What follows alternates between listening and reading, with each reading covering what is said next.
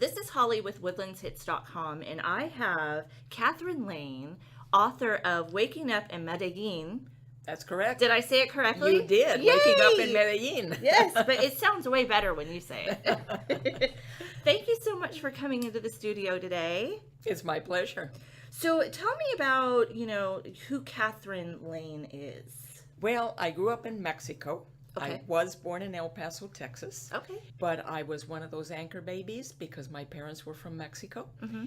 And I was an anchor baby before it became popular to be called an anchor baby. Okay. But I went to school, high school, and part of college in Mexico. And I got married very young in life, as all Mexican women did at that time. Mm-hmm. And I went to Australia to live for 3.5 years.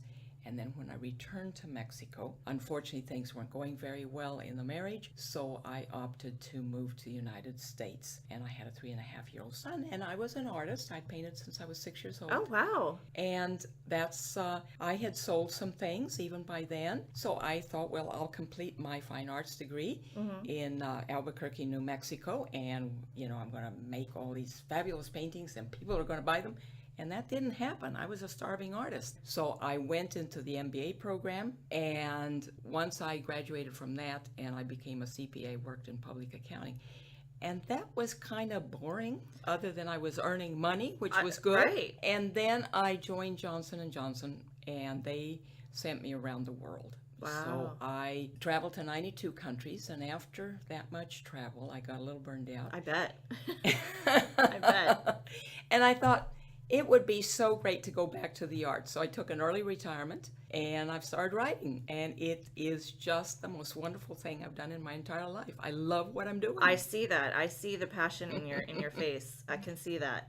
So, why did you, what came to you to say, I want to become a writer. I want to write a novel. Like, what was there, like an aha moment, or have you always? Well, obviously you're an artist and you're creative, so I could see that coming through. But what made you decide to just wake up one morning and write a novel? I think we all love to hear stories, and I used to love to hear stories as a child, as a teenager, as an early adult. Then when I was working in my career and traveling to all these countries, I would read the literature of those countries and find it fascinating. What I usually read were short stories because since I was working so many hours, sure, I didn't have a lot of time to read, a 1,000-page novel. Mm-hmm. And I just found it fascinating to read all these short stories. And in fact, that's what I started doing when I started writing, were short stories.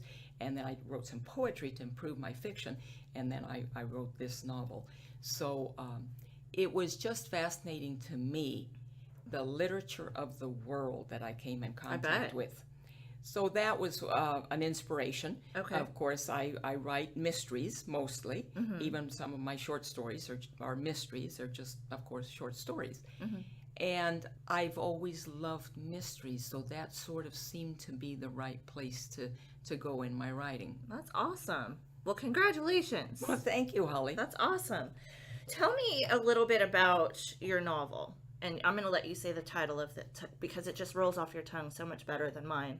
Waking Up in Medellin. Yes, ma'am. Tell me about that.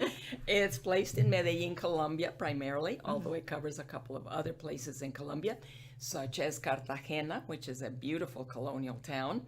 And the storyline is an American woman from Minneapolis, Minnesota, that works for a multinational corporation, goes to Medellin, Colombia to investigate some wrongdoing at a steel mill. Now, some people might say, oh, well, that sounds a little familiar to what you did in life. Sure. In the corporate world. Right. And it is similar, but it is pure fiction because I never worked in steel mills. I did not get kidnapped, which there is a kidnapping in that book. Just as John Grisham writes about attorneys because he's a lawyer and he knows that world. Right.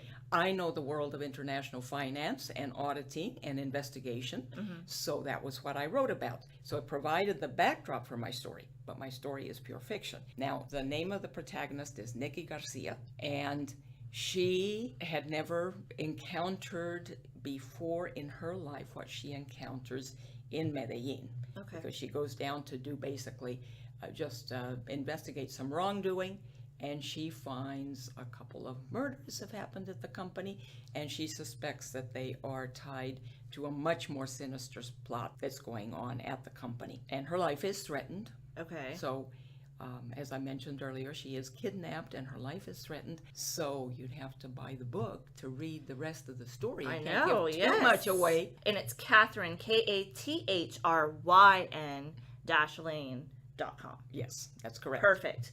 So they can learn more about, all of your. I went on your website. It's beautifully done, by the way. Thank you. So I don't know if you're doing that or you have someone to do that, but it's well done and nicely put together. But they can learn more about you as the writer and also where to purchase your books. Yes. Yes. Well, this is my first novel. Mm-hmm. I had been anthologized. Some of my short stories had been anthologized Okay. in several publications, and some of my poetry. But I'm not really a poet. I don't consider myself a poet, although I love poetry. But I'm really a fiction writer. Okay. That's where my true love is. And because I'm a brand new author, I'm not available on Barnes & Noble bookshelves. But Okay. I am available online through Barnes & Noble. If people who have the Nook or they want to order the paperback, they can do it through Barnes & Noble. Oh, good. They can do it through Amazon. They can do it from my publisher, Pennell Publishing. Okay. That's on my website. And they can order me from iBooks through iTunes. They can order me from, actually, there are a lot of bookstores that can order me as long as they give them the name of the book. That I have to emphasize that the name of the book is very important. Waking Up in Medellin Sure. by Kathryn Lane, because there is another Kathryn Lane author, and Okay. you might end up with another book not written by me. Right. No, we don't want that. We want to read yours. Thank you. Are there any other? Are you working on some new follow-up books to Oh, this? yes. You are. Okay. Okay. Yes, in fact, I'm glad you asked that because I'm really excited. I'm almost through with my second book in this series. When we got the contract from the publisher, because I'm not self-published, I do have a bona fide publisher. Okay. But my publisher is small, and I'm a brand new author, so of course that's one of the reasons I'm not on bookshelves. But they sent the contract, and my husband and I were so excited that we had champagne dinners every night for a week. Nice. And then I woke up on the 8th day, not with a hangover,